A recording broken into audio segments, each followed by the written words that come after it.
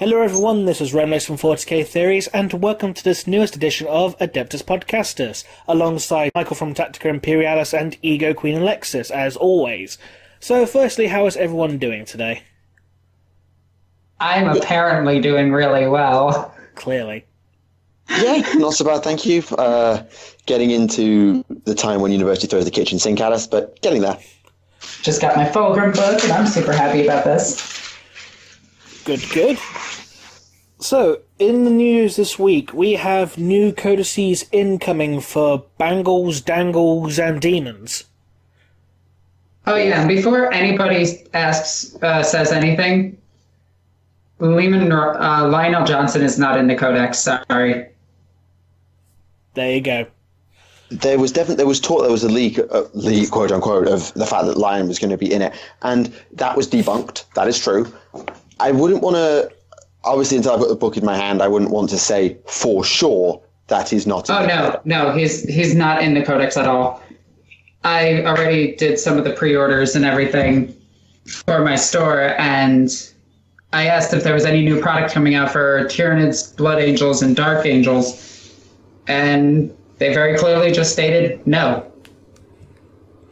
Well, there you go. Right.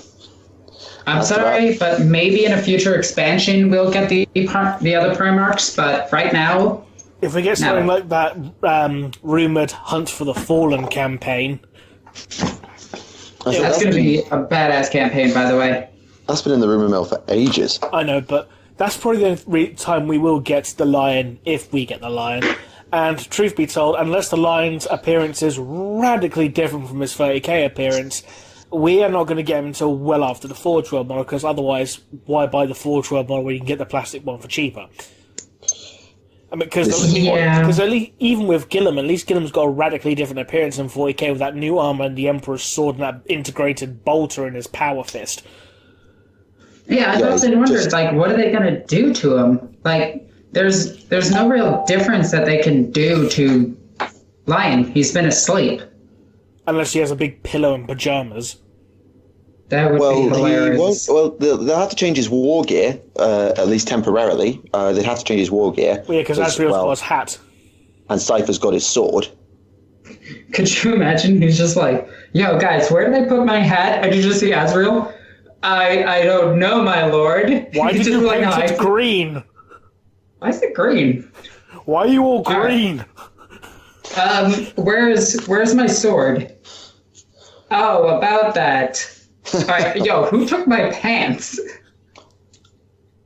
Moving on. That's a Luther joke. Asriel, the Primarch's angry at us. Shut up, Belial. Make him repent. Oh dear. I already made a video talking about my thoughts on these releases, and I will say this, and I've seen some pretty good counter-arguments in the comments to what I'm about to say, but I do not think this was the right time to release these codices. I would have preferred to see, maybe, yes, Demons, because Chaos has got less releases, but I'd prefer to see a Xenos release in that 3-month window. Like the Orcs, for example, because they don't get anything. I am going to counter-argue this really quickly, but I'm going to do it from a different perspective than most people. Go for it. As a business, they're looking more towards the armies that are selling. And the Space Marines, Imperial Guard, and, the Imperium sells a lot better than all the other races. But doesn't the Space Wolves sell better than Dark Angels and Blood Angels? That I would have to get back to you on. I am so glad you brought that up. I know as the Xenos go, Tyranids are the top-selling Xenos. So they get their Codex after the Eldar. Yep. But I am so glad you bring this point up, because it brings me on to my counter-argument to that. Why are they selling better? Oh, because they're doing better on the tabletop. Because more people know them and they like them better. Okay. They're literally the poster boys of 40k. You always know what a Space Marine is. Yes, fine. But a counterpoint, though, doesn't that make the Orcs the poster Xenos? And that's a self-fulfilling prophecy in itself. Well, a self-fulfilling prophecy is probably the wrong word. But basically, if an army is selling well, and they give it more love, it will sell better. So they give it more love, so it sells better. Repeat, repeat, repeat. Unless they actually give some time, some airtime to the other armies, the ones that are not selling well, and put something behind them, be it models, be it rules, be it goddamn lore updates, they'll never get that any... Sure, Marines will always sell better, but they'll never get anything like a parity between the other factions. And sure, fine, Marines always sell better, but surely that means you want to push the rest of your product line to increase general sales rather than just pander to one specific set of the fan base. Do you know what I would like to see at some point? Because obviously, you know, we've got the supplementary codices, as it were. So you got like Grey Knights being the supplement to Space Marines, you've got Death Guard being the supplement to Chaos Space Marines. I would like to see when Orcs eventually come out, I would like them to get their own freebooters supplement codex or a Cult of Speed or something like that. Sadly, I would like that as well. Unfortunately, that argument doesn't apply because the Tyranids didn't get the Genestealer cult. Yet. They'll probably get their own one later on, won't they? In theory, but then by the logic of the Chaos Space Marines to the Death Guard and the Marines to the Grey Knights, why didn't they get it immediately? No idea. But we're still waiting for the Thousand Suns Codex, and we know we're getting one because if you look in the Chaos Space Marine Codex, there's no mention of the Thousand Suns in it at all. You've got every other Trade Legion except for the Death Guard and the Thousand Suns, which means the Thousand Suns will be getting their own codex down the line, which I presume would also have the rules for things like Magnus the Red and the Zangors and all that. Wait, the Rubricae aren't in the General Chaos Codex anymore? No, but not even in the background. The background stuff doesn't mention anything about the Thousand Suns either. When it mentions you got that bit in the background mentioning all the traitor legions, it mentions all of them except for the Thousand Suns and the Death Guard. All right. Sorry about that. Yeah, we had a little bit of a technical hitch there, but it's all fixed now. Yeah. Hopefully. Yeah. So that means we know we're going to get Codex Thousand Suns down the line at some point. Yes, we are. And Emperor's Children. Are you sure we're definitely going to get Emperor's Children just because of the fact they were mentioned in the Chaos Codex, yet the Death Guard and Thousand Suns were not, and then Death Guard got their own codex shortly after? Well, I think what they did with the codexes is they planned it out very well. They're planning out to do, well, my opinion, I think we're going to see the original founding legions and then the Black Legion getting their own codex and then a codex for all of them. I just don't see it happening for now, just because, again, going back to my point, the Chaos Spaceman Codex mentioned all the traitor legions except Thousand Suns and Death Guard. And then Death Guard got their own codex, which leads one to assume that Thousand Suns will get their own codex. I mean, if the Fulgrim model's coming out, what I imagine is it's going to be part of a campaign, with Wrath of Magnus. Yeah. Yeah, fair enough. I could see that. And then they'll have rules for specialist Emperor's Children units, for example. Maybe the Return of the Phoenix Guard or something like that. That might work. Phoenix Guard, some of the banners, some of the musicians, the cacophonies. And all so of on. Their specialist demons. Yeah, it would be really nice. Yeah, exactly. Yeah. Maybe their own version of Celestial Beastmen as well. I mean, that would be cool if they brought back the lair into the actual tabletop. Well, I thought they were. Yeah, I thought the lair are extinct, but if you look at all the artwork to Fulgrim, all the demon artwork, you can kind of see them in the background. And I mean, I think you're stretching. I'm not saying you're wrong, but I think you're stretching on that one. Well, keep in mind the Blight Drone was a background artist's choice for quite some time before it became real. Yes, but the Blight Drone was also not an extinct species. It's just a... That being said, though, with the lair, considering it was a whole world that worships Slanesh, one or two may have ascended to demonhood. You never know. Rule nothing out. Rule nothing out. Or given their bodies over to demons, similar to how humans and Eldar give their bodies up to become demonettes. Is that how it works? That's how they described it in Fulgrim. They all transformed into demonettes. But wasn't that just possession, though, rather than actual apotheosis? They just became possessed. And then It could be. They were a little bit iffy on the wording in the book. Right. I think all of this discussion is all the legions are going to get their own standalone. Maybe. Well, no, not all. Not all. Okay, well, maybe the big four then. Yeah. But the argument of why that's going to be very, very... Well, I think that's going to be very long-term because, one, if you do that, you have to do something of that order, kinda, to the Space Marines as well. Because we're getting Blangles and Dangles. Oh yeah, you've got the non-codex chapters, but at that point, why that gives you 3 unique plus the main one versus 5 unique plus the main one. So you got what? So, you got regular Space Marines. You have Bangles, Dangles, Corgis, and Grey Knights. Grey Knights not being a legion, so not sure whether to count them, but all right, let's go. But it's still a unique chapter, though. So yeah, and the Death Watch. Yeah, Death Watch. Yes. You could get away with it, I suppose, but I think the reason they won't do that in the immediate future is, as much as Marines might be the big popular thing, fine, they're not going to leave all of the other codices in the lurch before releasing brand new content for stuff that wasn't. There's no way that they'll break Chaos back down before finishing the Xenos, for example. Let's just hope we get a Codex or Sisters of Battle. Or at least Imperial Agents. I'll take that. I will take that. I'd be happy with just Codex Inquisition, and then have a Sisters of Battle and Death Watch in that combined. Yeah, although that kind of takes away from, the Grey Knights should have been in there. Yeah, because for the sake of parity, if you want to make your Inquisitors go down, Malleus, Hereticus, Xenos, you need the 3 Chambers Militant. True, but at the same time, Grey Knights have a lot more history, arguably, in regards to recent events and stuff than the others, you could argue. So it's an argument you could make. But so you could argue they deserve Codex unto themselves. Yes. It's a weak argument, but still an argument. It is. Fair enough. Yeah.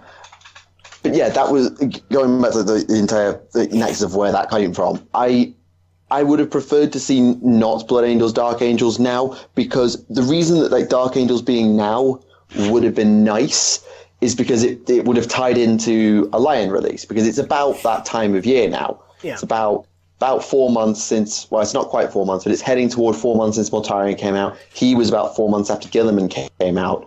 Yeah. It's of the time period. So if we're not getting a Primarch December, January, which in the logical sense would be Lion or Fulgrim, but Fulgrim would then have to be tied into the Demon's Codex, and that makes no sense. Well, it makes less sense. It depends if Magnus is also shoved in the Demon's Codex for whatever reason, then you can argue it. But it's not. I think it's kind of funny the Codex choices that they made, because it kind of hints at what the next Primarch could possibly be, and I'm leaning towards Leman Russ. Go on. They released the 2 codexes and demons, which is every single army that was important for the Gathering Storm, aside from Sisters of Battle, but it's just GW. They probably forgot about them. And Black Templars, who could deserve their own codex in the future. Well, again, they got squished. Yeah, they're in the Marine Codex. Yeah, remember when they got their own codex? Oh, I missed that codex. It's one of the things where I personally think the next Primarch is definitely Leman Russ. Well, the fact that Johnson's sons are getting the codex now and he's not in it certainly would imply that the next time a Primarch rolls around, it will be alongside something. So it makes kind of sense for it to be Russ in that sense. And especially with the lore in the Chaos Space Marine book, hinting that Angron and his Legion are heading to... Now, Legion is a vague term when talking about Chaos now, because it's just a gathering of a few war bands. Angron and his forces. Yeah, they're heading towards Terra currently, and we know that Terra is currently under a demon invasion. I don't know about the first thing, but I think on the second count, I think that invasion has failed. Yeah, the invasion it has, but it did its job. It happened. It failed badly. And then no. It did its job. Because demons invade, it doesn't mean that their intention is to just murder and kill everything. They went there and messed with the High Lords. They scared the shit out of the entire population, and they made them fear everything. Terra is even more paranoid.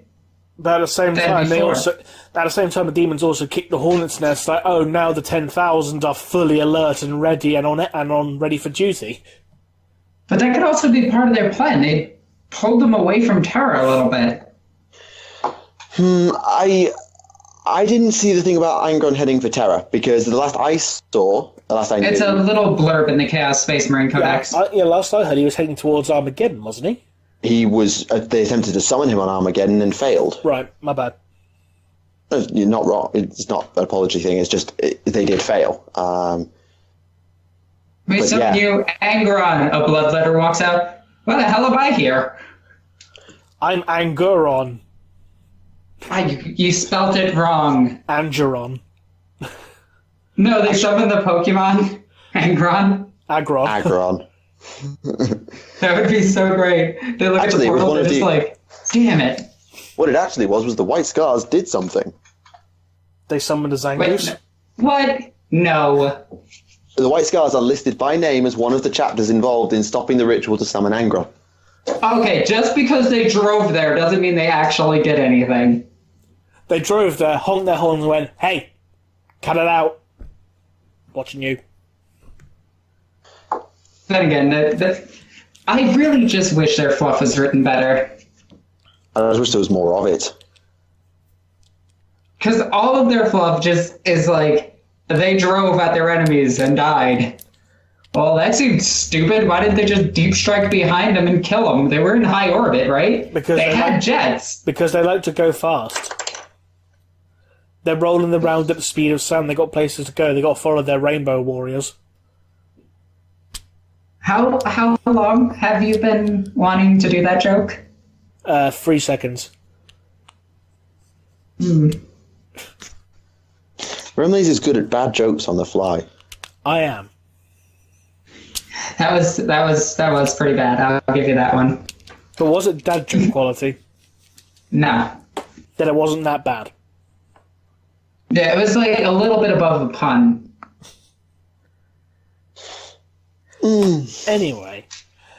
Anyways, yeah. Wait, isn't that my catchphrase? Yes, I'm We've all used anyway. it. But yeah, there's not a lot in the news this week, sadly. Necromunda comes out soon. Yeah, Necromunda's on pre-order. Tomorrow it goes on pre-order, yes. And the campaign book comes out along with it, which I personally think is a giant waste of money because they should have just included it with the game. Isn't that more for people who want to play the game but not buy the box set? Yeah, but still. Because some people might have the old Necromunda models and not want to buy the new models. They're just like, I just want the new rules. Okay. Speaking of which, they've also included, there's a specific Necromunda website, and on there are legacy rules, I think it's how they call them, to use the other gangs, sort of like tied over rules. So you can still use them until they actually get redone. Nice. Nice. Does that mean they'll get their own, like, gang codices? Quite possibly. Or just a book themselves. Like all of them in one book. If you go to said Necromunda website, by the way, there are a bunch of things you can do. So one of them, one of the pages is a very brief how to play guide. It's an interesting mix of rules. So you've got some mechanics that will feel innately familiar to 8th edition players, so like strength v toughness and armor saves and the AP system and the damage system. But you'll also have elements that feel more akin to Shadow War Armageddon. So the idea of flesh wounds, being taken out of action, having action points, for want of a better word. And they've also introduced a priority phase, so it looks like double turn can be a thing. All in all, I have my... I don't know. I'm probably the only person not hyped for Shadow War. I'm not. I'm personally not. Because I feel like it's... Well, I said Shadow War, Necromunda. I was going to say. Yeah, you knew what I meant. Indeed. But I feel like the game is going to get stale almost immediately. I don't know if I go so far as it's going to get stale. What I'm more concerned about is that it still feels like, at a glance, it probably plays like Shadow War. And if you're someone who didn't enjoy Shadow War, like I think all of us in this call have mixed feelings on Shadow War at best. I played Grey Knight, so I enjoyed it. Quite. Typical gamer. But having had mixed feelings on Shadow War and seeing that it seems to operate in a similar way, I mean, we know why. Shadow War was a tide over from Necromunda, and Necromunda's building then back on itself. It makes sense. It doesn't get me hyped for it because I've not got any nostalgia to fall back on. And basically anyone who's born after 1995 has no nostalgia to fall back on. And I don't know, just... I'm not convinced. Well, I'm looking forward to it. I'm looking forward to it because I really like the terrain. I love collecting any type of GW special product. And I'll probably play a couple of games on my channel, but I'm more looking at them as conversion bits to make my guard army look a little bit crazier, or for scouts. Because as you guys, well, as Remleiz knows, I don't know if you know this too much, Michael, my Sons of Garrow chapter, my homebrew, their scouts are literally lifted from a gang called the Emperor's Bastards. I did not know that, actually. Yeah, so I actually do want some ganger-looking models. Fair enough. And I figure, like, some of the really fresh recruits should still look like gangers, because that's kind of how they do their recruiting. I'm just looking forward to Necromunda again, just because with Necromunda it gives you like it gives you insight into a part of the Warhammer 40,000 universe that is like it just focuses on one planet, one society. It gives you the insight of what it's like for pretty much everyday people. Essentially, they just happen to be in gangs. Yeah. So it gives you nice bit of insight into how, life on a hive world actually is. It's a fucking violent one where a bunch of gangs beat the shit out of each other with improvised drills and shit. Yeah, it is kind of crazy. Yeah, from a lore perspective, I bet it does have a lot of fun things to read into, particularly if it allows you to homebrew some, like, name your own gang members and customize. It should do, because in the original Necromunda, you actually had, on your roster sheet, you had to actually name every single one, Yeah, if there's not an RPG element to this, I feel like it's going to fall flat quickly. Considering the original, like the first two editions did have the RPG element where you gain experience and then they can learn skills and stuff, I see no reason why this shouldn't. But... No, but... Oh, fair enough. Yeah, just I saw on the How to Play video, at least the leaders, and I think some of the cards are named, which... I think that's more for quick games, like just to get, like a quick start guide, as it were, and like, you name your characters if you're actually having a campaign with your friends, so your characters can gain experience over time. Because that's what they did with the older Necromundas, they did that with Gorkamorka, they did that with Mortime, so... you had a quick set of named characters, and then you had a build your own. Yeah. Okay, that I can buy that. But yeah, I'm okay with this. Yeah, I'm still gonna pick it up. Yeah, I'm not sure if I'll be able to pick up the box set. I might just go for the book. But if I can get a box set for a decent price, I definitely will. Speaking of Necromunda, tomorrow, on the 11th, at the time of this recording, today's the 10th, Black Library are doing a print-to-order service on the old Necromunda novels, if you want to actually own a physical copy. That's pretty cool. And obviously because they're print-to-order, they'll take longer than normal to arrive, but it's literally all the old Necromunda novels, the Redeemer graphic novel, the Cal Jericho graphic novel collection, And then you've got the Cal Jericho omnibus, which isn't print to order, but still Necromunda themed. And because it's Cal Jericho, you should get it, because Cal Jericho is fucking awesome.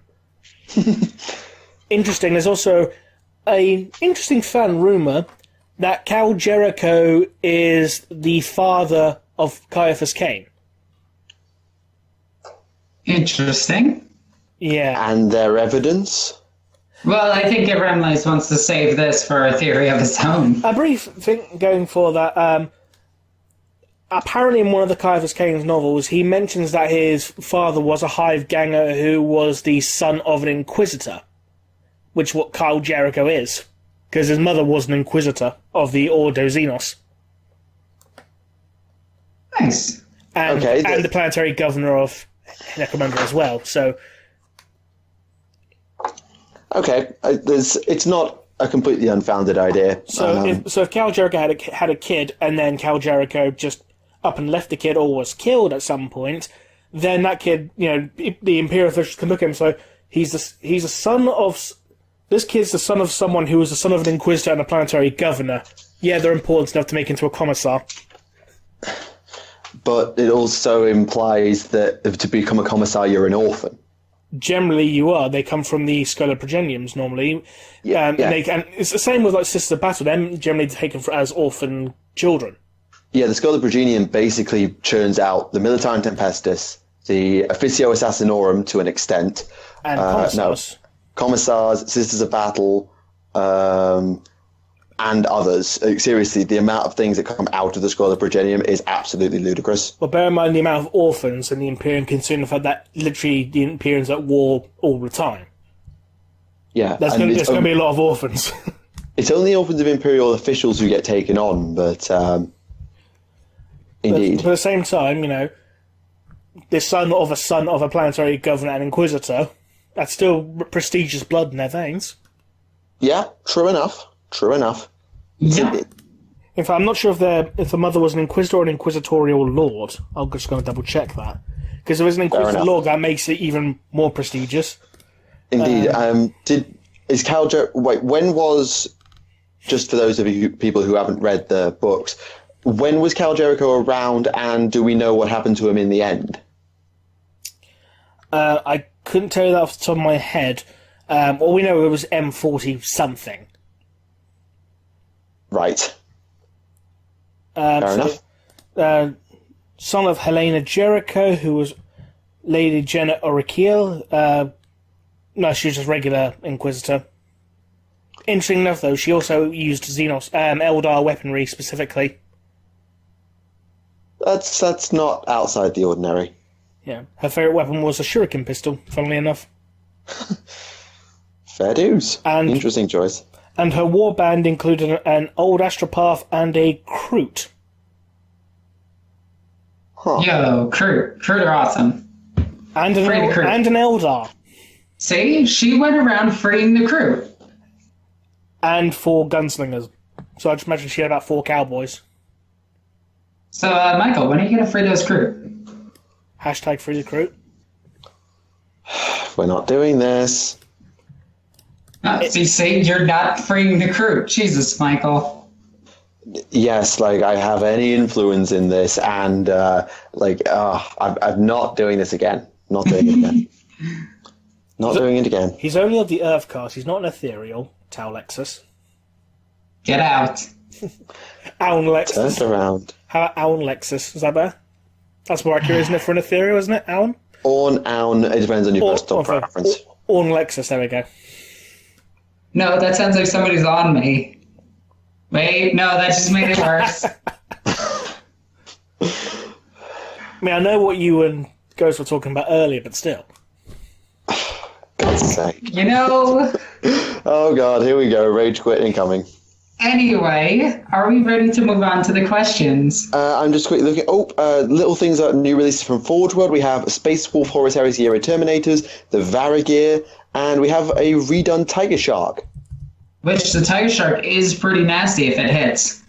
And it comes with free crew if you want them. Right now, Tau. They are the Disco Tau. They are very, very tall. They're wearing platform shoes. They And you also are wearing platform shoes. Another bit of news, if you are thinking about getting Forge World right now, Forge World's annual free shipping voucher is back, so if you place an order of £75 or more on the Games World or Forge World website between today and the 31st of December, you get a voucher to get free shipping on any Forge World order in January. Think about it. You can finally get that one order of Space Marine doors that you've always wanted and get free shipping. I like those doors. They're awesome. I don't know, I was just cracking at their prices. But you could buy the Aircast collection for £405. Alright, I'm a dumb American. What's that in real people money? Probably about $600. $600. Oh, okay, that's not too... wait, no. Yeah, repeat that sentence. A Tiger Shark, a Tiger Shark AX10, and a Barracuda. Shit. I mean, that's almost a decent Tau army. Or you could splash the money on a Tau Manta for if you have the spare £1,050. I actually got to see one at Nova. It was really nice. I'm sure it is. Considering the fact you can fit, 4 hammerheads in it. Yeah, I think it's a bunch of hammerheads, a bunch of fire warriors. Crisis suits. Yeah, it's something completely it's ridiculous. It's 1, 2, 3, 4, 5, 6, Or 8 crisis suits. Now, hear me out. You can fit a bunch of crew in that and fly them away from the Tau worlds. Free the crew. But can you fill it with hive ship sex? Alright. We're moving on now. We haven't mentioned that in a while, though, so it was deserved. Same with Send Yids, but that's my channel's catchphrase. Yeah, that's your channel's catchphrase, even though you've got all your friends to spam me with it one day. I know, that was really funny. No, it was just confusing. I've also done that to several other wargaming channels that are doing live streams. You did that to Michael at one point as well, didn't you? Yes, I did. Did you? I did. And he didn't notice. Or if I know! What a butt. I have a... Well, I nearly said I have a poor attention span. I don't have a poor attention I really thought you were going to say I had a butt. Doesn't everyone? Shall we just move on now? Yes, we should, before we get a little bit too ridiculous. Yeah. I'm the voice of reason. I just realised you get... for an additional, £80, you can have an entire custodian army from what you'd spend on a Tau Manta. 1,600 quid for a custodian. No, 1,100. Because Tau Manta is 1,050. All right. So, for an extra £80, you can have an entire custodian army. Or one big flying Tau fish. Yeah. Oh, man. All right, so now are we ready? I think so, because, as I say, it's been a bit of a quiet week in the news. Yeah, it has been. This is probably going to be a short podcast, and I'm kind of upset by that. Well, that depends on how many good questions we get, doesn't it? Oh, yeah. Well, the first one is amazing, and I love this question, and I think it really hits close to home. All right? So Here comes a meme. Here we go. Would I get a bonus to hit against Thousand Suns if I equip my models with dustpans? Wait, by that logic, do the Necrons actually, destroy... Actually, this is a legit question now. Joking aside, if the Necrons shot their gun, which, as we know, operates by pulling molecules towards it, it's a vacuum cleaner. It's a disintegrator, technically, but yeah, go on. I thought it just stripped layers off. Well, whichever fluff you go by, because they literally change it every edition at this point. Because that's why it's called the Gold Slayer gun. Yeah, but if it hits 1,000 Sun Marine, one of the hollows, does their soul still take up the armor, or does it start slipping out? You'd have, bear in mind that Depends if there's a hole in it. I was going to say, a Gauthfire's got to actually make a hole for there to be anywhere for the soul stuff to go in the first place. As for how the Rubricae work in regards to if there's a hole in it, I don't know. But I assume that, if you can, because the idea that the armor sealed tight to prevent the souls from escaping the armor. So if you break the armor, I'm thinking about this like Alphonse Auric from that show where they fused a dog and a child together. Full Metal Alchemist. Yeah, I just wanted to say that to get somebody upset. But anyway. That was funny. Because with his armor, you could blow off parts of it so long as you didn't hit the seal. And once they were separate from him, they lost their soul. So would it be like the same, where the bulk of the armor is where the soul is? As far as I'm aware with Thousand Suns, it's just in the armor. Once there's a hole's been blown in it, the soul escapes. That would be the logic I would have applied. Yeah, same. Okay, next question. Also, that was a meme question, but that did spark an interesting debate. It's a one-off. If you were forced to live in 40K, where would you want to live, and what job would you want to have? Slaanesh Pleasure Forest. If I was forced to live in the mortal realms in 40K, I would live probably on Macragge. Yeah, Macragge is a good one. Macragge is probably one of the safest places and probably one of the most civilized places. And then plus you got, like, a shit ton of Space Marine chapters all in the sector to watch out for you. So it probably is the safest place to live. Yeah, Macragge is definitely a safe bet. I can't really say any better or worse than that. I mean, honestly, maybe some of the Tau homeworlds. Oh yeah, if you went out to...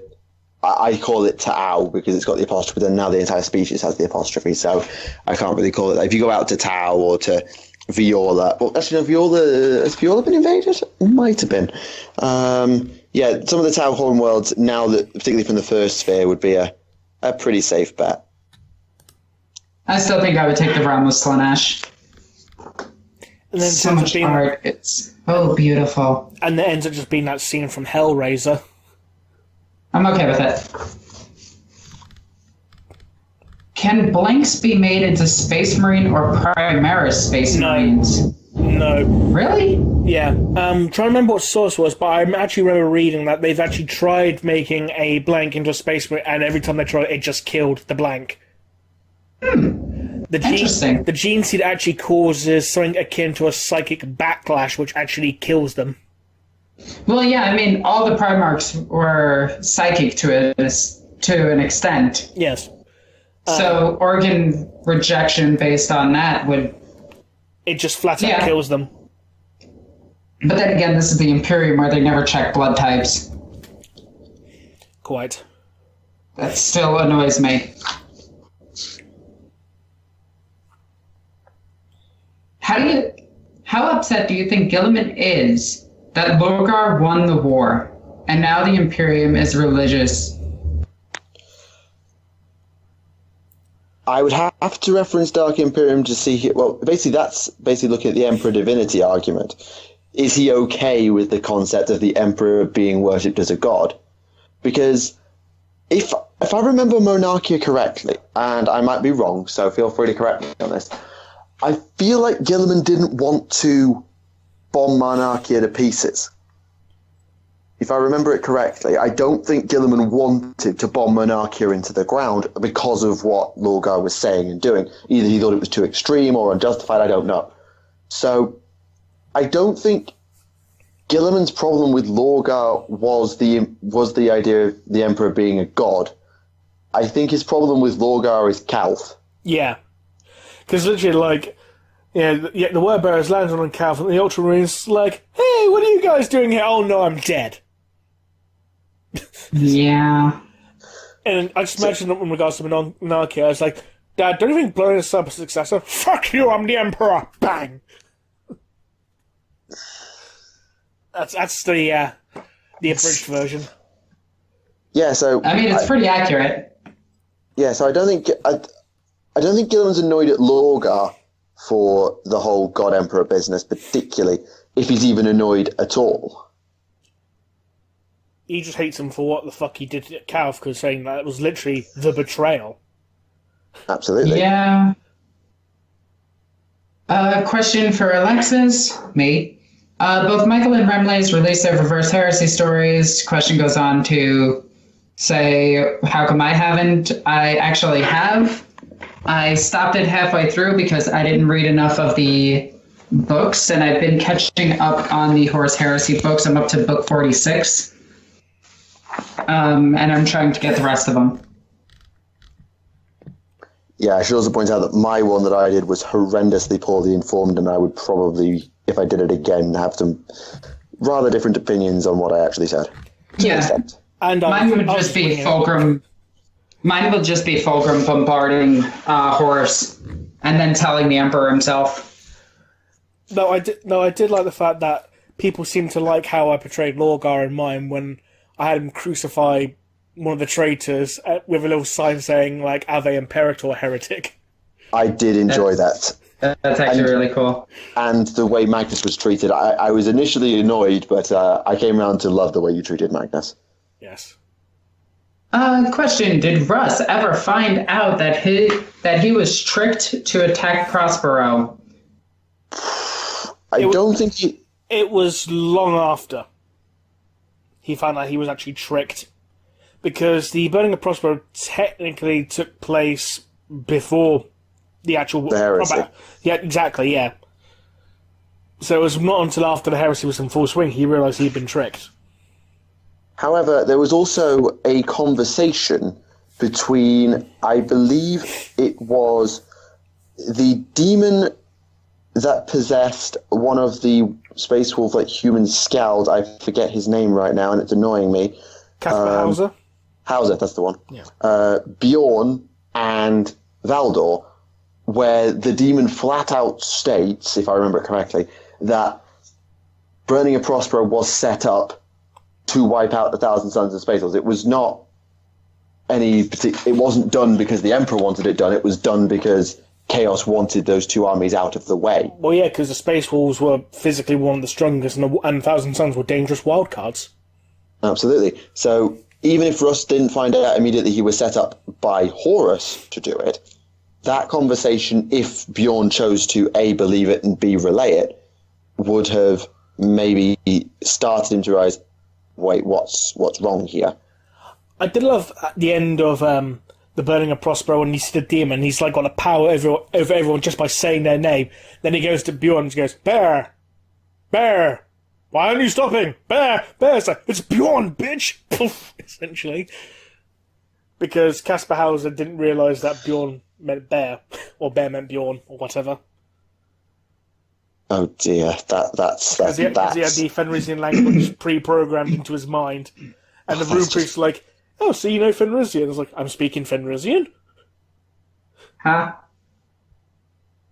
That's fair enough. Question for Remleiz. Oh, sorry, I didn't mean to cut you off, Michael. No, it's all good. Carry on. Okay. Question for Remleiz. Is the Emperor's child at a buffet more adorable than a Death Watch librarian drinking tea with his pinky out in the Eisenhorn books? Oh, yeah, it's more adorable. I mean, the Death Watch librarian is just classy. The Emperor's children with a tiny plate at a buffet table is just fucking adorable. Question, do you think the Lion would flip his shit seeing Gilliman running the show if he wakes up? Question just goes on from there. Personally, I don't. I do, considering the fact that, considering the events of Unremembered Empire, when Lion Turner was like, for fuck's sake, Gilliman, you want your own fucking empire? It's like, no, you should be in charge. Like, me, I ain't being fucking in charge of this shit. It's like, get Sanguinius to do it. Well, that's how I actually view it, is... but yes, Lion is going to... But my view is, like, that was his argument, and then if Lion comes back and sees that Gilman's now running the entire Imperium, Lion will be like, I fucking knew it! Well, I don't think it's going to get to the point where it's like they're going to kill each other. It's more or less, Lionel Johnson is one of those Primarchs where he knows he shouldn't be put in a position of, like, absolute power. He would rather somebody else do it. And yet he was angling for War Master when the heresy broke out. Yes, but even he thought he wouldn't be a good War Master. No one thought they'd be After a good it was master. all said and done. No one thought they'd be a good war master apart from Mortarion, Perturabo, and Angron. They all Can you imagine Angron as the War Master? Smash there! Okay, what about... there's like 7 other points. Smash all of them. Okay. Can you imagine Conrad Kurz as war master? Holy shit, that'd be terrifying. Actually, Corax would have been an interesting choice for War Master. It's like, No, not enough charisma. He'd be like, well, go out, I suppose I'm going to be in my room listening to The Cure. Yeah, basically the way I see I thought about the return of Johnson is that Johnson would basically be given the equivalent to War Master, whilst Gilliman was like, right, okay, you are clearly going to be... I can't be everywhere at once. I need to keep an eye on the Crag, and I need to, run the entire Imperium right now because the High Lords are incompetent. As a result, would you mind awfully taking up the mantle of War Master, going and running your crusades and doing all the stuff you need to do? I will just be on Terra or on the Crag dealing with, all the bureaucracy. If you need me to come out and kick some ass, then by all means, I hope you get your sword back soon. Okay, thanks, bye. Yeah. Could work. Then if Lion turns up, I know there's going to be a massive fuck-off argument between the two. That's a given. There will be an argument. They're not going to be welcoming each other open arms. Well, Gideon will be like, brother, I'm glad to see you're back. And Lion will be like, the fuck did you do? I go and take a nap and you fuck up the entire empire. Hey, in all fairness, your brother stabbed me in the neck with a sword. Our brother. I think Gilliman's question might be like, what the fuck happened on Caliban? Nothing happened on Caliban. Drop it. I'm just imagining. Tell everyone about Imperium Secundus. Yeah, he's just like, what did you do to the Imperium? What did you do to Caliban? All right, we're going to agree to disagree, aren't we? So I blew it up. It would be a very interesting conversation, and it's kind of why I want Johnson back is, well, one, it resolves the Luther arc, which would be lovely. Two, it allows for some really interesting dynamics between Gilliman and Johnson and the Imperium. Yeah, dynamics between Johnson. For God's sake. That wasn't even an innuendo. I know, but I'm still going to giggle about it because I have no... Absolutely. Hey, I had to make a bad joke. I'm sorry. You didn't I have been well behaved. I've been well behaved so far. Apart from what you said earlier. And then you've ruined it. Moving on. That was before the podcast, and we don't talk about before the podcast. Moving on. Like, it won't be Lion at all come back and be like, hey, surprise, it's Corax. And people are like, the fuck? Why is he back? Logar. It's just Logar's in the next Codex, and everybody's just kind of like, oh, it's Logar. Codex Space Rules, including rules for Logar. It's like, hey guys, I'm a wolf now. I came from Rainforest. Do you like my ears and little tail? Thing is, I'd actually fluffy. Really like to see Logar. I hate Logar on principle, but I would love to see Logar come back. I just want to see an official bit of artwork for Demon Perturabo, because we haven't got one. Oh yeah, absolutely. No argument there. But could you imagine if Logar were the next traitor Primarch back, and he turns up in his first battle, maybe he's had his conversations with Magnus, and you have all the build up, and then he meets Gilliman. Can you imagine that conversation? I have achieved godhood. It's like, you look like a monkey. Fuck you. Smash. I'm just imagining Gilliman just going like this, looking at him. All right, next Primarch to smash into the ground. Looks over at Mortarion and Magnus. They both just like kind of look around and like kick a rock and just like, yeah. Magnus ruined Gilliman. Yeah, until they they pushed him into a locker and locked it. Sisters of Silence. Was that more of what the Eldari did anyway, or the Inari rather? The Sisters of Silence, I believe, weakened Magnus enough with their presence to allow Gilliman to push him into the webway so that the Harlequins could seal it. There was is how also the Eldar and the Fallen came to help. That was earlier. That was Red Corsairs and Fate Weaver rather than Magnus. But yes, oh true. My God, Fate Weaver! I did not see this coming. Johnson takes the biscuit for best line in the Horus Heresy when he's fighting Fate Weaver and he stabs him. He's like, I bet you didn't see that one coming. I mean, he's completely correct because Fate Weaver can't see the present, but that was just a perfect quip. No, best line. Well, out of the Horus Heresy, yes, you're right. But best line out of any book that I've ever listened to or read was from Refrain when she goes, you say this all the time. Armin. I swear you said that for the last 2 or 3 episodes of the podcast. No, that line, it just shows that the Eldar don't give a shit about the Thousand Sons. They are just a nuisance, not a threat. The Eldar don't give a shit about anyone except for themselves. No, Brain actually cares quite a bit about a lot of people. Yeah, she loves her big Bobby G. Oh, for God's sake. Daddy Gilliman is very nice to her. Oh, for double God's sake. If Rain loves big Bobby G's big Bobby D. Stop. Why do you think he calls it the Emperor's? Remleiz, do you want this to get demonetized? This already got demonetized. It's not even up and it's demonetized. We're not wrong.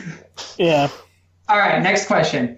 Why should we tolerate the prices of Forge World? Yes, the models are cool and the stats are broken. I disagree with the stats being broken. But the quality per model is worse than that of GW's. I can agree with that. I disagree with that vehemently. I've never had an issue with Forge World product. I've had more issues with GW's product than Forge World's. I can see both sides.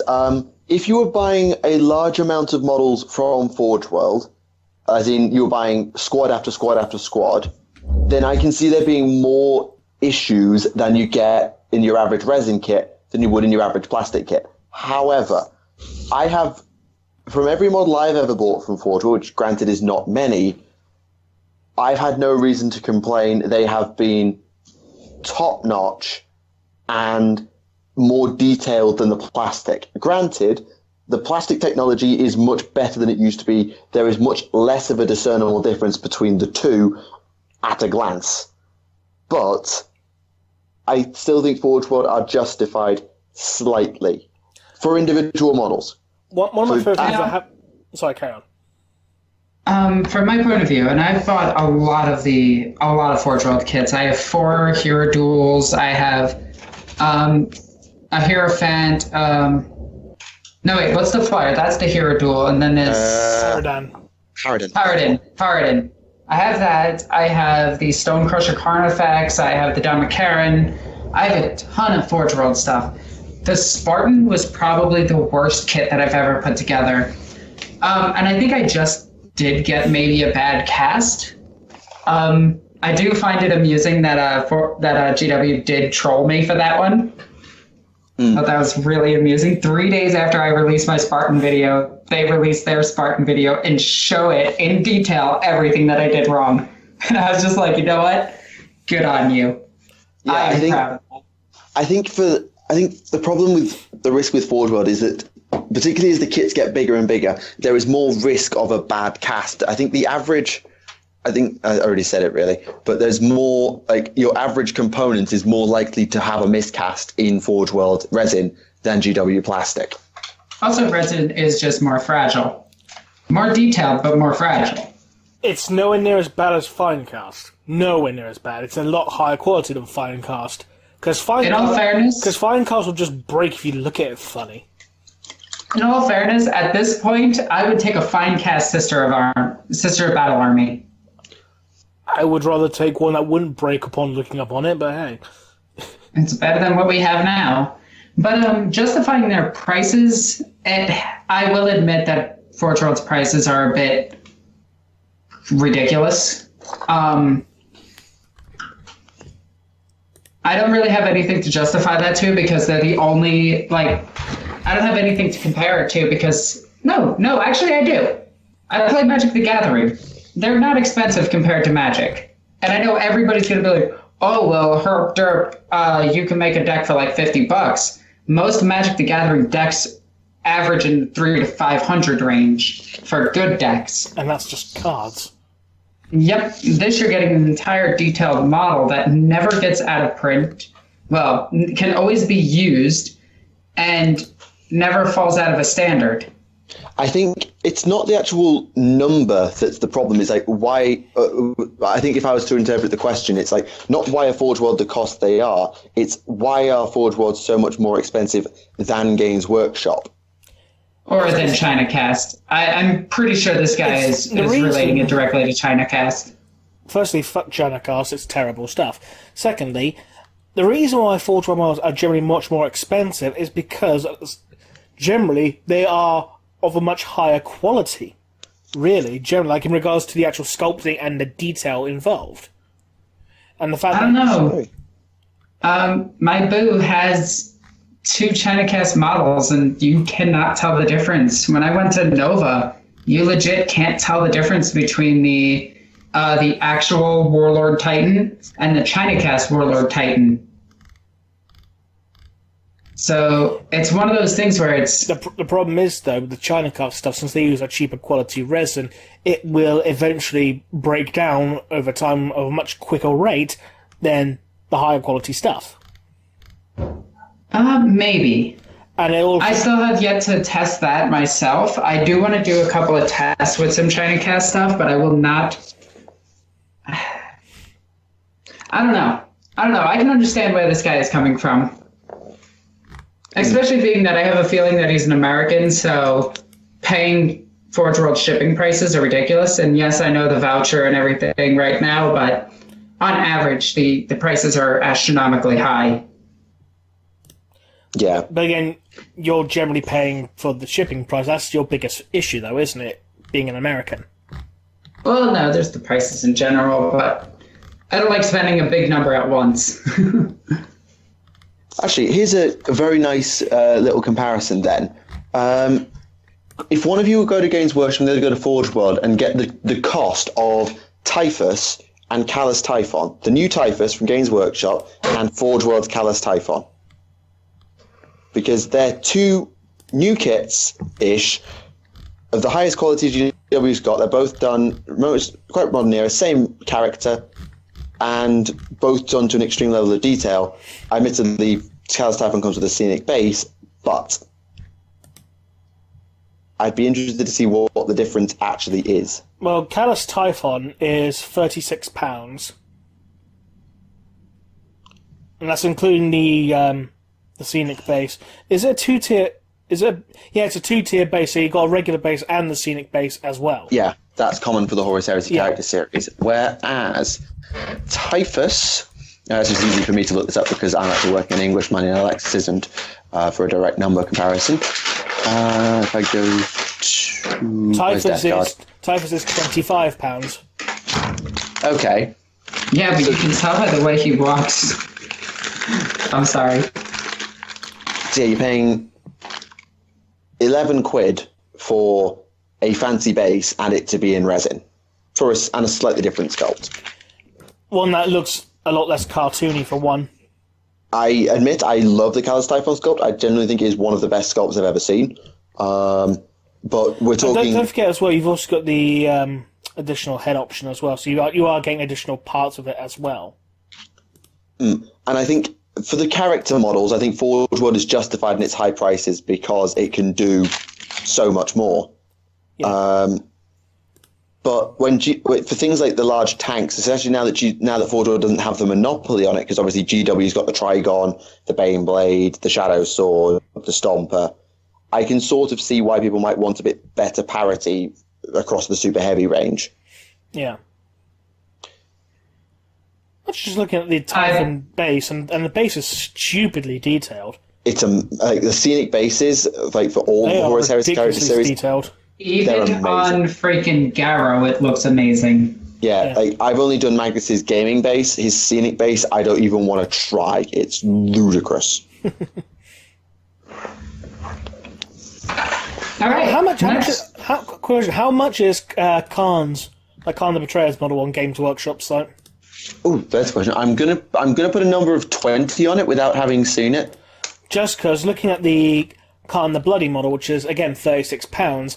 But again, you get the scenic base with the other Space Marine on it, and you got two head options, and you got 2 weapon options as well. Yeah, Space Marines, price low to high, because I get everything. Oh, yeah. As well as the 2-tier base, obviously, with the scenery on it and that as well. Have you all? I'm speeding my way through this here. Hang on.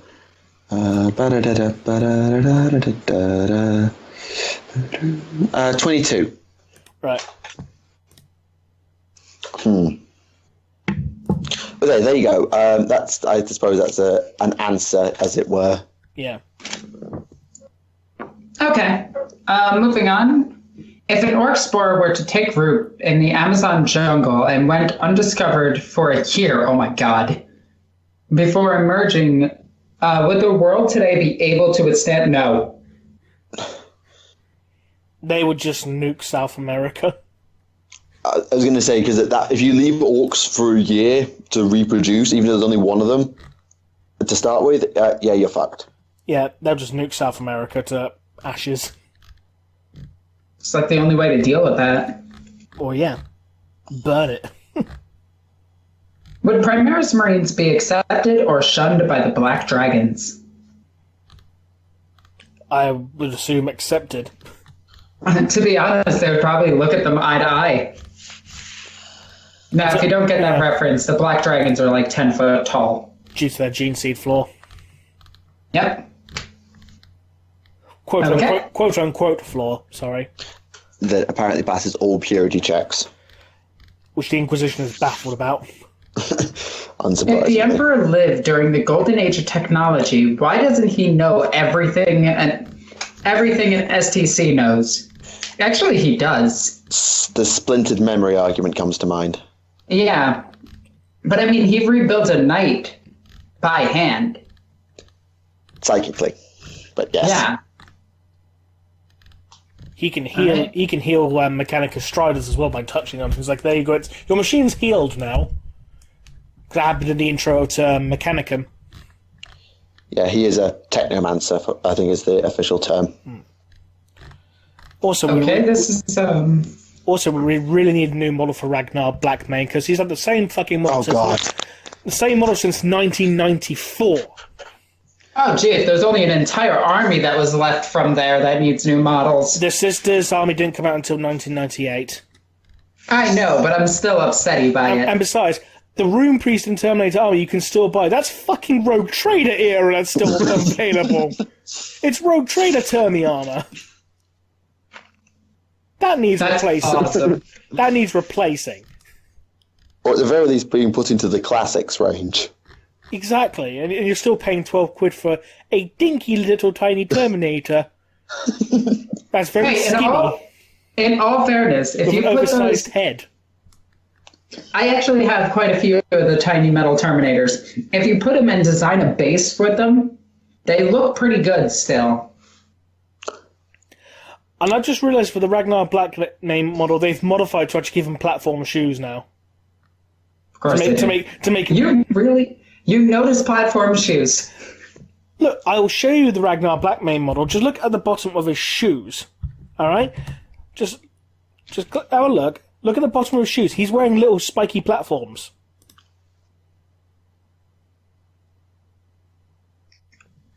Right, you are. They're trying to. That's their way of him trying to make him fit into the current scale. We give him platform boots. I mean, stand him on 2 bars of bullets is what they look like to me. Yeah. We made them from wolf's teeth. No, you didn't. You just put platform shoes on. Yes, we did. Okay, this is I know the answer to this question, but I want to propose it to you too. Would the Eldar contact Farsight Enclave in order to receive the Dawnblade, since the Xenoblades might be the last Crone Sword to fulfill the summoning of you need? And no, it isn't. No, because it's Necron or Catan in origin, not Eldari. Yep. In older non-canon fluff, it was considered a Chaos Blade. So, yeah, but never. Farsight novel, it's rumored to be something else entirely. Yep. Yeah, Remleiz and I were talking earlier. is rumored to be older than demons. So it could be old one tech potentially now. It could have been retconned too. Yeah. Well, to be fair, the Necrontyr also lived before the old ones. Because if the demons came about as a result of the war in heaven, or indirectly, then that was between the Necrontyr. Valid point. But I like to imagine it being old one tech to make it interesting. Oh yeah, Last we survived old one technology. That would be cool. Now this question I really like. But go ahead, Michael. Sorry, I cut you off again. I was just going to say, like, how we know that the Eldar reappropriated a bunch of old one tech. Yes. How much of their tech is their own? The Webway's old one tech. They had terraforming technology, which I presume is old one tech as well. They might have just simply reverse engineered it from some.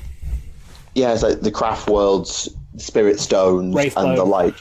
Wraithbone, even, are they Eldar constructs or are they old god constructs? Well, Spirit Stones are Eldar poo.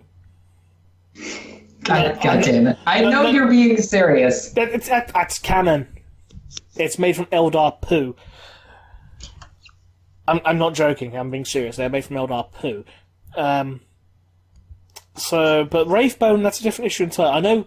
Fabius Bile was looking for some uncorrupted Wraithbone because I think he actually wants to make himself a new body out of Wraithbone. Eldar, what do you think you're so pompous? You think you're so great? You shit is gold. Actually, it's crystals. Get out! They shit diamonds. Then you got one who gets ill and he ends up shitting bricks. Oh, for God's sake. Move on. Okay. Since Disney bought the rights to 20th Century Fox, what would happen if Disney bought Games Workshop? Plus Warhammer, and they go on to list a couple of things, but I'm just going to say anything associated with it. If Disney bought Games Workshop, we'll have little Mickey Mouse ears on the bottom of our models. Actually, I think quite the contrary. Disney has been doing very well with its current movies and everything. Yeah, obviously people have their issues with how Star Wars has gone or how Marvel... The new Star Wars has been shit. Rogue One had its moments, especially that bit near the end when Darth Vader starts actually kicking ass. That was cool, but, The Force Awakens was terrible. I feel like there's a lot of pent-up anger. Anyway, but, okay, critically and generally, Star Wars has gone over relatively well. The new Marvel stuff goes over relatively well. I mean, Thor Ragnarok apparently was amazing, according to my brother. Why did he cut his hair? He didn't cut his hair. Stan Lee did. Yeah, why did he cut his hair? Because he was a prisoner. Because the plot demands it. But anyway, the fact that they can still treat the licenses that they have acquired with the respect they deserve for the most part means that, yeah, all right, some of the ardent super fans of the lore who know the lore inside out and backwards like us might get a bit annoyed about a few things that get retconned because it's not appropriate anymore. I generally think they'd handle it all right. And then we get a movie which is like the story of, like, I Am Vespid or something, I don't know. Actually, if Disney was to buy Games Workshop, it would be because they see their products as a success and want to market it themselves. And if Warhammer 40k became fully mainstream, I think I'd be perfectly okay with that. I'm not sure they would want to generally take ownership of a product that has such a vocal fan base, shall we say, in regards to certain issues, and be one that Marvel has its serious moments, so does Star Wars, but there's just completely grimdark in comparison, where you have a god of sex, drugs, and rock and roll, in regards to things like Slanesh and that. Would Disney want to disassociate their family-friendly image with stuff like that? I think it would be one of the things that Games Workshop, whilst maybe living under Disney's banner, would be given a lot of autonomy to. Either they'd either have to retcon Slaanesh out of existence. No. Yeah, I'm saying they'd either have to retcon Slaanesh out of existence to try and fit the image if they wanted to go mass market with it, because they might, or if they wanted to keep it being what it is, because bear in mind what Warhammer 40k is. It is the British embodiment of the nerds in the shed. It's kind of it is. I like that analogy. Yeah, it is basically the blokes in the basement in the 1980s with the beards and the rock and roll and the metal, and that is 40k summed up. As Total Biscuit once said, it's the most metal and British thing you'll ever encounter. Quite. And so taking that away, and because that's what draws some people in, and yeah, okay, the community has its problems where it still acts like it's the 1980s and it's a bunch of nerds in the shed. But at the end of the day, if you try and change what 40k is to make it fit, particularly I don't want to say the American market, because obviously it is in the American market, but you want to change its core identity of where it came from, that's going to piss off more people than it's worth. So they either have to treat it with a lot of respect and leave it alone, or completely bastardize it. And that's the risk that I think there'd be too much of a pushback.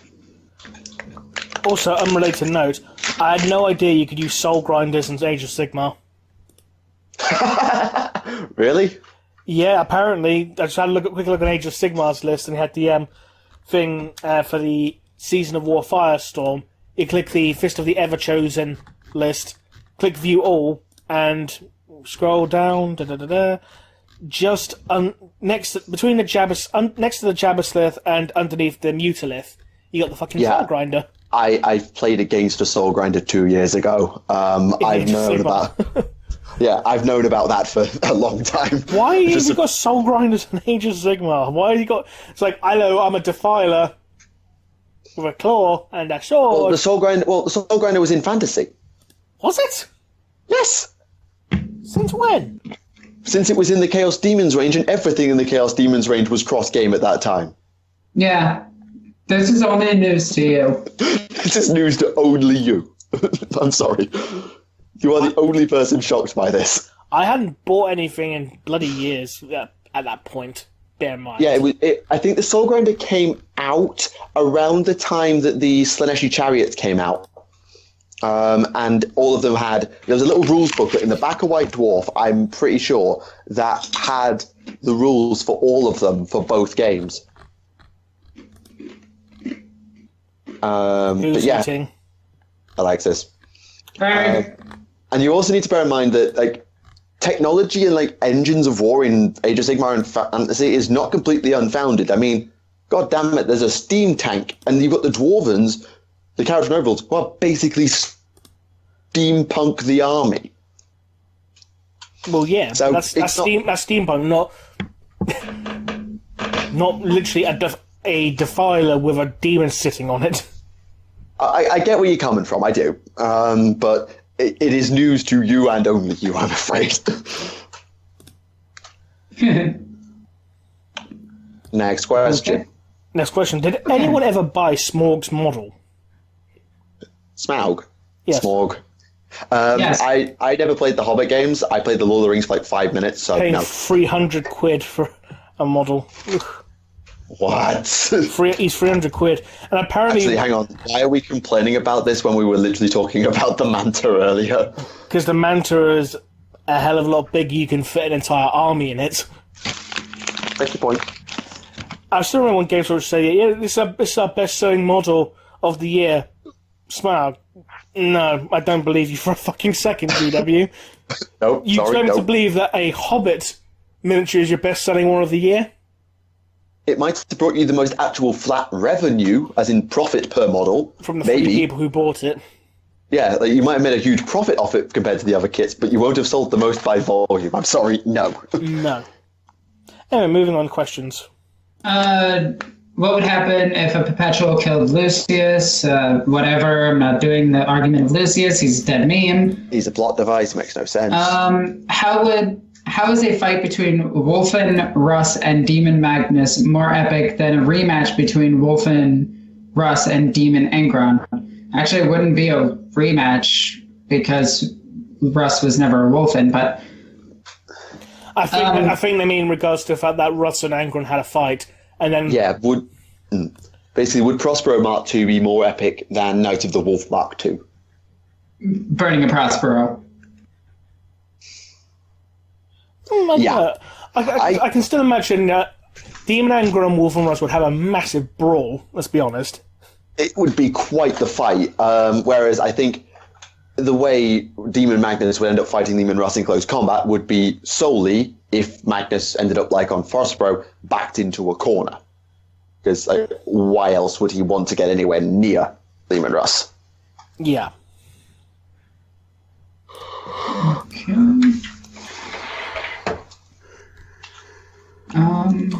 I'm trying to find good questions now because we're getting a lot of weird ones. This is partially hobby related, but considering how What? Come on. Words. Sorry. Abominable the Charbs are, would it be acceptable to replace the Devastator one with a Servitor carrying ammo? Yeah, that'd actually be kind of cool. I'd like to see that. Try again. Didn't get a word of that. All I heard was Servitor. Yeah, that'd be cool. Oh, considering how abominable the Charbs are, would it be acceptable to replace the Devastator's one with a Servitor carrying ammo? Devastators have cherubs? Yes. Are we talking about the Sister Retributors here? No, Cherubs. They go with the Devastator squad. You give them up to have a las cannon fire again. That's wait, what? I know there's a Signum, which is that piece of war gear, but I never heard of Cherubs. The Signum, the Cherubs are new this edition. They've always been in the Devastator kit. They just never had a purpose, and now they have a purpose. Right. And they have some broken rules. Right. I got that. Okay. Is it possible the Emperor being saved by Horus from being choked is either a ruse or implanted false memories, considering how unlikely it sounds? Horus saving the Emperor being a false memory? No, that's a documented event. That happened. Yeah. Yeah, but it's not out of the realm of possibilities. Well, who would have implanted it and why? The Emperor, for no apparent reason, because he does Emperor things. But why would he want to make Horus feel like the Emperor owes him one? So that it doesn't kill him in the future? The Emperor didn't give a fuck about the Primarchs, though. They're just like, number one's being a bit of a dick. Number two can go over there. Number 7 can go, yeah. I mean, he only really cared for, like, 2 of them. If that.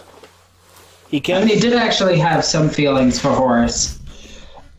Insert game. It'll be actually, that'll be really interesting when we do get to the Horus Heresy books for the Siege of Terra. Because obviously the accepted canon at this point is that the Emperor held back against Horus because he truly believed he could save Horus. And then it was after Alanis, Pius, /Custodian, /Astartes Terminator gets in the way. Yeah. Gets in the way that he realizes, yeah, okay, Horus is too far gone. I'll be interested to see how they make that work with the now canonical Master of Mankind that the Emperor didn't give a flying fuck. I'll be interested to see how they contrast the two off against each other. Will it be, I still think Horus is an asset, therefore I'm going to try and not kill him? Or are they actually going to shit on Master of Mankind's lore and say, you know what, he actually did give a shit? Mix of both. Question: if the Dark Angels managed to kill off all of the fallen, what would they do after that? Carry on as normal. Make sure that all records of the fallen were expunged from across the galaxy, which might take another couple of millennia, but once any chance of anyone knowing about the fallen is gone, they just carry on as normal. Yeah. Carry on my wayward son. That's a tune. That is a tune. Are Khorne, Tzeentch, Nurgle, and Slaanesh the true names of the Chaos Gods? I think it's just the associated names with them. That is humanity's names for them. It depends what world you're on, considering that. Yeah, because Nurgleth is a thing. On Cultures, yeah. Yeah. I think that's the generally accepted given name for humanity for them, but I can't say it is their name for certain. Their real name is probably something like or something. I don't. What was that noise? That's how you pronounce the god's name. I think Remleiz just summoned Mala. I mean, how else are you meant to pronounce that? I mean, are you going to give it the human name of, corn, or are you going to give it its true name of, you know what I mean? Do you just have a sound bites of stupid noises you can pull out, or is that genuinely you can do that noise? I can generally do that noise. See? Okay, we're done with that now. Moving on. A complete noob in regards to tabletop games. What is the best army to start with, Space Marines? Simple. Like, you'd say that over Guard, given how much arse Guard are kicking right now? Yeah. And there's too many models to paint. Primaris Marines are literally meant for beginners. Okay, fair enough. Yeah, if you're somebody just starting, you're obviously not going to be jumping into the tournament scene straight away, let's be honest. Yeah. Question, should I paint a Tau battlesuit purple and call it Tau Wave? I don't get it. I assumed that was a Transformers reference. Oh, because Soundwave? Soundwave was blue. Oh, unless they mean Shockwave. Alright, that's lame. Question for all. If you could retcon one thing from 40k lore, what would it be? Probably anything that Matt Ward has ever written. That is a dead meme. Yeah. It is, but it still affects the Sisters of Battle because they haven't rewritten everything that he's done to them. Yeah, fine. I think that would be very harsh to completely wipe out. What was the actual nice thing that people have been saying about Matt Ward? Like, he was good at rules but shit at fluff. Was that right? Or was what it was? People do not appreciate what happened to the Space Marines and the Grey Knights in the lore when they got redone. Yeah, so in regards to his... Because from what I heard, in regards to his rules, like the rules he wrote, these stuff was incredibly balanced. It wasn't bad, yeah. But I'll raise a counter-argument on the lore, is that Matt Ward also, at the very least, helped write, if not wrote, the Dark Elf army book. The Dark Elf? Yeah, the Dark Elves. For fantasy, and he wrote some of that. I don't know which exact book he wrote. Was it him who basically said, like, oh yeah, everything in the army now has hatred of everything, not just high elves, hatred of everything, including the mounts? No, that was the edition before. Because that was bullshit, that rule. That was the edition before. I don't know. That might have even been a Gav Thorpe Codex. I can't remember. I feel like Gav Thorpe was involved in that codex in some way, I forget. But when Matt Ward had the Dark Elf Codex under his reign, the bits of lore that I actually read from it about the Blood Rat Medusae and such were really good. So I think retconning everything he ever wrote out of existence would be harsh. I don't know what I would retcon, though. There's like a lot of things I'd quite like to see put back as well. Yeah. Okay. I'm looking to create a guard regiment to go with my Ultramarines. Based on McCragg's PDF, any suggestions on color scheme and regiment doctrine? Hollands and the same color scheme as the Ultramarines. Honestly, just play Mordian. Mordians would be good too. Because Mordian are hyper-organized, well-drilled, and blue. So I would say Mordian Iron Guard is probably the best place to start. Or Vostroyan for the antique idea. Yeah. Question for Alexis: how would you implement female Space Marines into the lore? I did watch my Let's Talk About Feminist 40k video. I explained this perfectly. Personally, actually, I don't think that they should be in the lore, but that's just me. Actually, I ended up having a conversation with those guys very briefly because they quoted the video that Remleiz made about it. They accidentally attributed it to me, and I quickly sent them a message to have them reattributed to Remleiz. And what I said, and I'll say this quickly, and I'm not going to go into it in any more detail because I don't really want to start stoking anything, is I don't particularly care But if they're going to do it, they have to do it right, not ham-fist it in. If you can do it with respect and do it that it sort of follows current canon and all of that stuff, and you can make it fit, fine. I'm not particularly going to raise any eyebrows about it.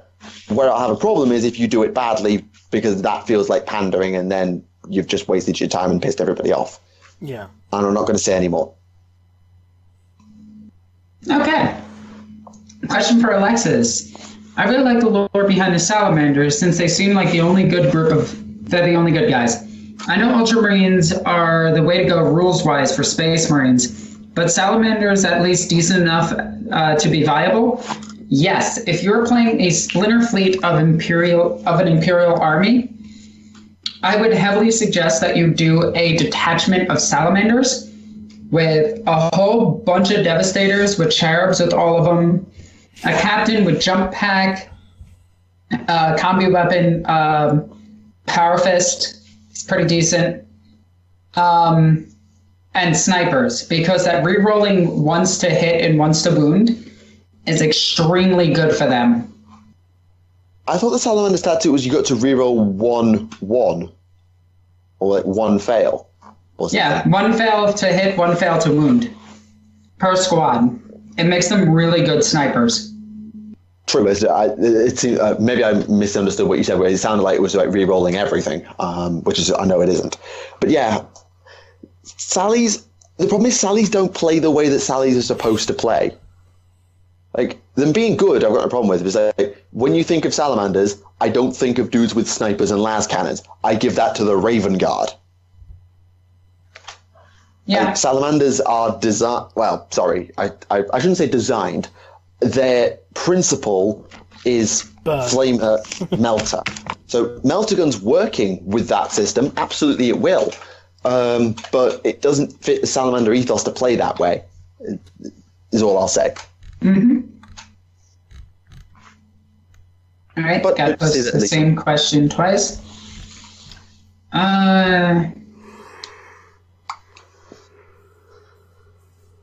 People are questioning if the mortal characters are still alive, even though the plot advanced 250 years. For some reason, the answer is yes. Yeah. Rejuvenate treatments. Simple as that. Yeah, there's some characters we can justify, like most of the Imperial stuff. Chaos is chaos. Hashtag the warp did it. The ones that are the most difficult to justify without the use of cryostasis are the Tau characters, with the exception of Farsight, because he's immortal. Next question is about Space Marines being referred to as male, since they have no desires. I would highly suggest you read any of the Fulcrum books before he falls and tell me that Space Marines have no desires. Okay? Right?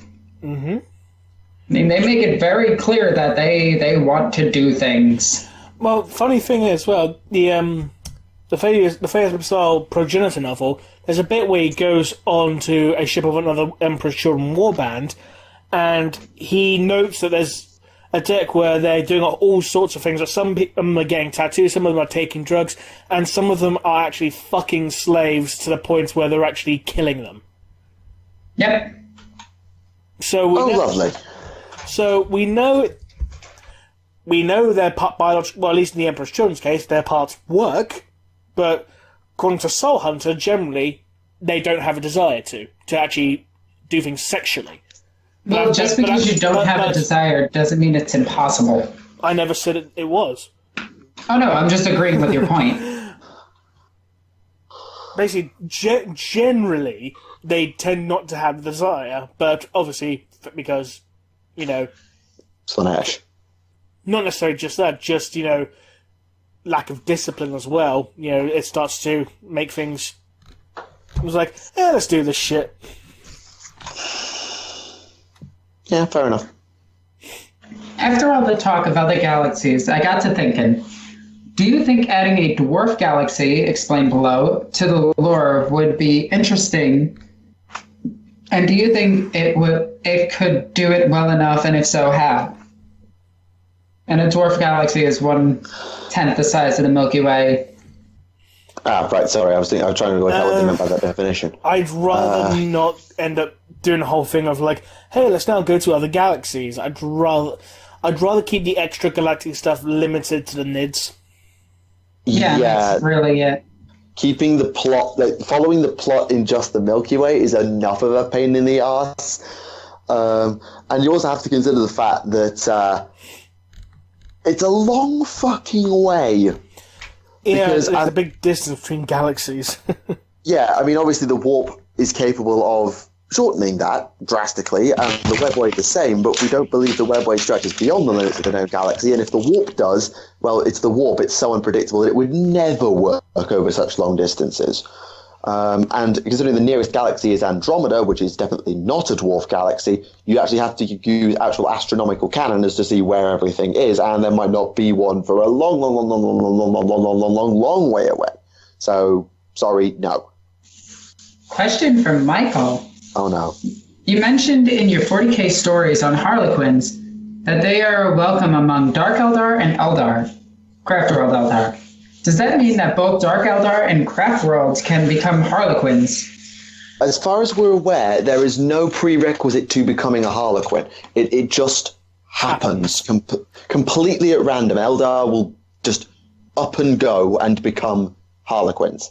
The Harlequins perform for both the Craftworld and they said hi there, the Craftworld and the Dark Eldar, and the Shadowseers are the only Psykers welcome in Commorragh, so it's obvious that the Harlequins are either respected or feared in some way by the Dark Eldar. Probably feared. So, probably feared, at least to some extent, and thus I see no reason why a Dark Eldar could not, particularly when you consider the fact that the Harlequins have their three types of troop, like Dark and Shadow. The Dark troops are very sadistic, very cunning, very humorful, in a very dark way. And so they act in a very similar manner to the Dark Eldar. So it stands to reason that some are like that, whereas the Twilight are... sorry, I said Shadow, didn't I? The Twilight Harlequins are very manipulative. They're constantly obsessing over details and the strands of fate and making sure everybody plays their role. They're very much like the Craftworld Eldar, whereas the troops of the Light are very flamboyant and brash and bold. They're almost like the Eldar of old, like trying to embody these heroes that no longer exist. So, absolutely, sorry, I said too much to try and prove my point, but yeah. Speaking of Harlequins, one thing that really struck a piece with me, again, going back to Fabius Bile's novel, Salandri Veilwalker seems to have an interest in Bile. They want him for something. They're trying to steer him down a specific path. Well, to be fair, Salandri Veilwalker is working directly under Eldrad Ulthran. So it makes you wonder, what could she have... Well, what's their plan for Bile? Quite, I mean... Because they seem to want him to reunite the Emperor's children. From an initial read. I've still got to finish the novel, but from initial read, that's what it seems to be their plan. It's like, we need to have him shed the robes of the apothecary and don the robes of a king, calling him the King of Feathers. So have Bile usurp Fulgrim. Have Bile become commander of the Emperor's children.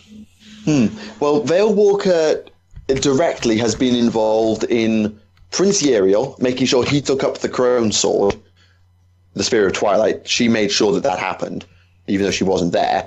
And she was the one who guided Cole to Classius, whatever it is, that moon world, so they could meet Eldrad to get to meet Ivrain and co. eventually. Yeah.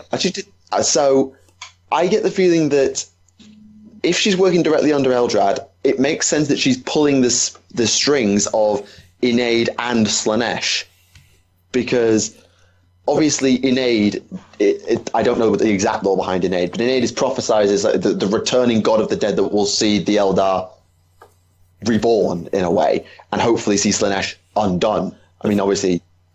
The funny thing with Bile, despite being a member of the Emperor's Children, he's an atheist. Yeah, he's even worked with the Eldar. No, it's not just that. He knows about the Chaos Gods, and he's an atheist. Yeah, he doesn't believe they're gods. They're just creatures. He does not view them as gods at all. He just views them as creatures. Extremely powerful creatures, but they are not gods to him. Huh. Well, that's an interesting way of looking at it. So basically, Fabius Val is one of the few people who still believes in the Imperial truth. Yeah, the advancement of science over religion. Quite. He is pretty much the sole proprietor of the Imperial truth, with the possible exception of Gilliman. That's kind of hilarious. Yeah. I just find it funny also that he has an entire warband of Chaos Apothecaries. Because of fucking course he does. Yeah. The Consortium, they're called. And they all flock to him. Did all of his experiments die?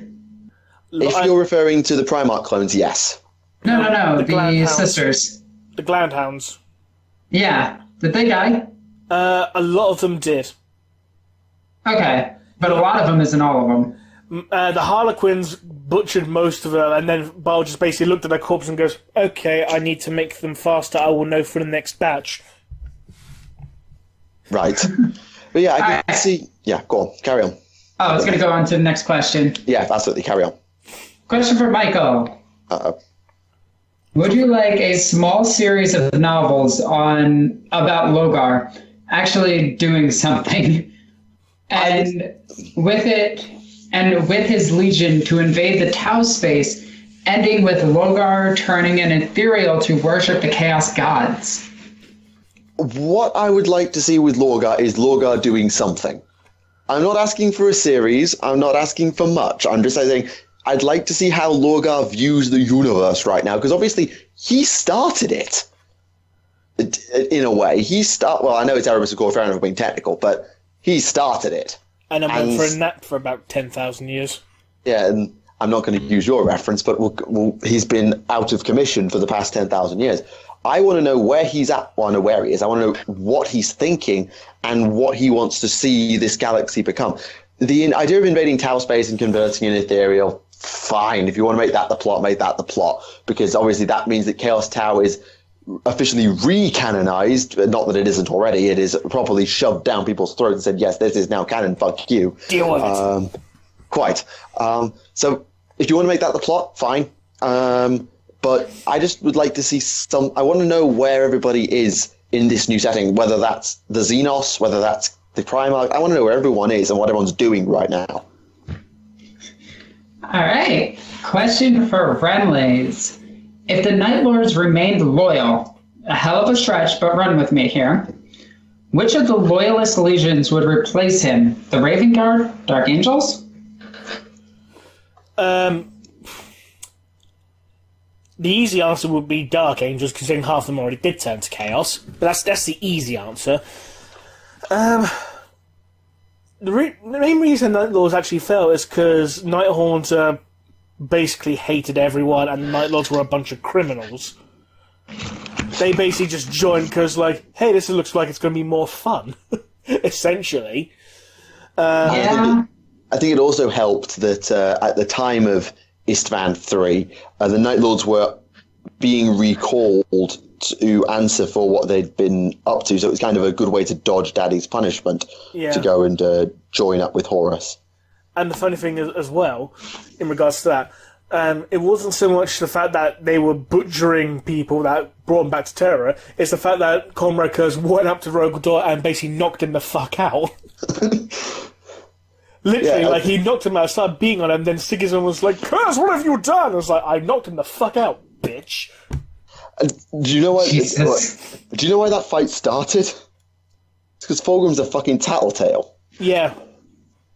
I remember reading about it. It's like I told Fulgrim that I was having these visions. Fulgrim tried to said, "Don't worry, I won't tell." Hey guys, guess what? He's been having nightmares. It's like, fuck you.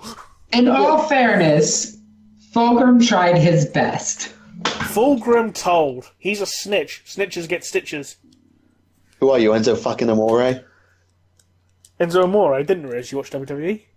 I've noticed it of recent times, but that I just thought that was a good line to throw at you. Anyway, but yeah. Okay, next question. Soft. Question for Alexis. Stop, Remleiz. theoretically, if you put a Psyker into a Knight/Titan, You get. could they cast powers through the side of the machine spirit? Yes. Side Yes, Titans. Side Titan. Yeah, side Titans are a thing. And then if They you are soft. fucking terrifying. They are so terrifying. Another question about universes colliding. Those like so 3. Who would win the fight between Warhammer and StarCraft? God damn it. Question for Alexis. The beginning of chapter 22 of Angels of Caliban, Luther remembers his dead wife and stillborn daughter. Does this affect the Luther and Lion romance theory? No, it's actually kind of confirms it more. He longs for a companion. And one that he is raised. So it's like some kind of Lionel weird... Johnson actually fills that role better. So they're suggesting that Luther and Lion have some kind of quasi-incestuous relationship. He doesn't have an incestuous relationship. It's quasi-religious. It's quasi-incestuous because Luther raised him. It's quasi-incestuous because Luther is Lion's father figure. I don't consider it that way. Don't you mess with my shipping. I also don't think Lion considers it that way. Oh, yes, he does. Lion's story is basically that of Sleeping Beauty. He just needs his Prince Charming to wake him up. Daddy Luther. For fuck's sake. Remleiz, it's Big Daddy Luther. Stop. Is he soft? Or is he certified G? Or is it straight up G? Just fucking stop. Question for all. Last month during the women's done. Not reading that question. I'm not going into political shit on here. If you want to ask me political questions, I'm probably the only one out of us three that will answer them. Question for all of your views. Okay, which Primarch would... Okay, we're not doing a fuck, marry, kill. Also, that was worded extremely badly. Question for Alexis and Michael. What are your thoughts on nudity in miniatures, male and female? I don't care, they're toys. As long as it's at least, suitable to be put on the shelves, I don't particularly care. Like, just common sense applies. Yeah. Bear in mind that this is a 12-plus game. I still remember the 3rd edition Dark Eldar Mandrakes, and they had most of them with their tits out. 4th edition Demonettes. Demonettes in the current edition? Actually, yeah, common edition Demonettes. What do you think about feminism in 40K? Hey, we're going to ask about this again. Check out the already Alexis channel. Just go to the video on my channel. Comment there, like the video, because I bring up some very reasonable points. And just before anybody asks, no, I'm not a feminist. Center right. Anyway, question. Are there any other Primarchs besides Khan that have been called a master of void warfare? Yes, Fulgrim. Dawn is the boss. Yep.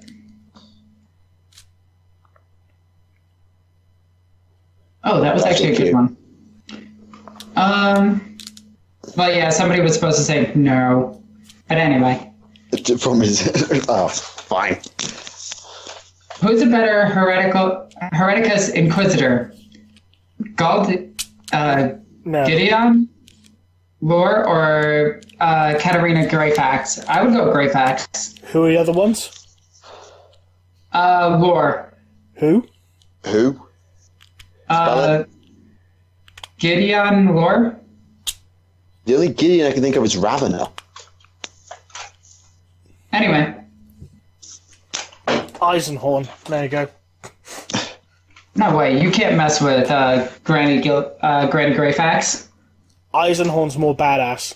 And he's got 600... Granny Greyfax. Eisenhorn's got a 600-page novel coming out soon. Yeah. Eisenhorn is Eisenhorn. Eisenhorn's a badass. And besides, does Greyfax have a shitty video game? I don't think so. Yeah. She should. She could have a shitty video game. Yeah, well, she don't. Eisenhorn's got like 3 novels, a new one coming out, and a shitty video game. And a spin-off series, because Raven is basically the direct sequel. Exactly. And a bunch of audio dramas. I'm not reading a... Okay. Do you think that Conrad Kurz has become a demonic fury after his death? Kurz did... Question goes on to explain it, but no. Was Kurz turned into a demon prince? No. He wasn't. Yeah. But He might just be renegade or dead. it depends if his soul is in the Corona Nox, which was his crown, which had a polished gem in the center, which some have speculated to be a soul stone. Yeah, fair enough. How much of a chance is there that Doom Rider was actually Jagatai Khan all along? 0. That would be really funny, but we actually know the true identity of Doom Rider. Yeah. Though in fairness, that would have been an amazing twist, though. That would have been, because one of the Khosrow Khan actually has Doom Rider's head around his waist. Gotta go fast. And that is the end of the questions. You got through them fast. There was some really good ones in there, actually. Yeah. Well, I skipped a good chunk of the dumb ones. But, hey, you can't have a perfect set, but yeah, there were some really interesting ones, and there were some really good debates that we could have off the back of them. Yep. Even the first one was actually, like, as a joke, became a real topic, and I really did like that. Yeah, that was a surprise. Indeed. Yeah. That's it. As for rants of the week, do any of you have any? I haven't really come across anything particularly that has annoyed me at all, actually. I said... Sorry, carry on. Oh, I said my piece on the Codex releases in my own video, which came out last week. If people want to go and see it, you don't have to, but it is there. Where I basically said that I don't agree with the way the release schedule has been organised, but I understand the counter arguments. So yeah, I don't really have anything. My biggest thing was about the Feminist 40K page, and I did a video about it. Oh, and it was my birthday, and it is my birthday month, just saying. And I got a whole bunch of cool things, so a lot of Rants and Rambles are coming up, and that's it. Insert plug here.